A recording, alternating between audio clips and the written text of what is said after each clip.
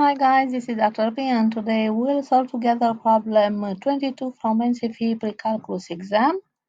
Let's see what's all about. We have a circle that is graphed using the parametric equations below.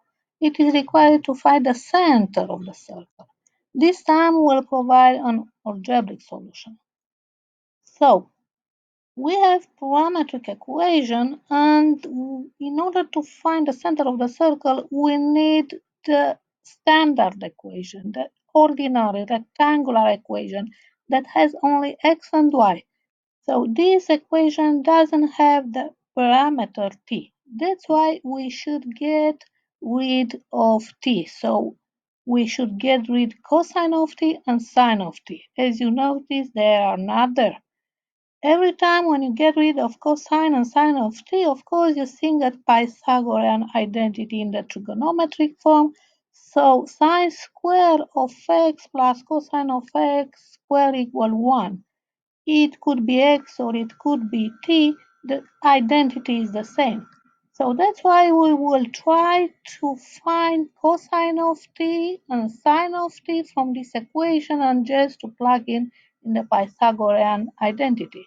In order to do this, we should isolate cosine of t. So our first step, we subtract 3 to get rid of this number 3 on both sides. So we get x minus 3 equals 5 cosine of t. Then divide by 5 on both sides and we get x minus 3 over 5 equals cosine of t. In the same way, from the second equation, in order to isolate, we add 1 on both sides. So we get y plus 1 equals 5 times sine of t.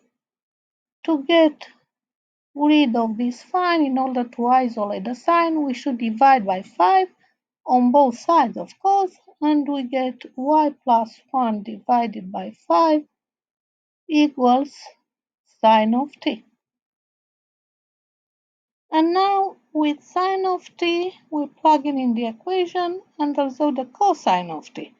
So we get, let's draw a line here, y plus 1 over 5 square plus x minus 3 over 5 square equals 1. Now we just multiply on both sides by 25 because the denominator is 25. So we will multiply all this part by 25 in order to obtain the standard equation.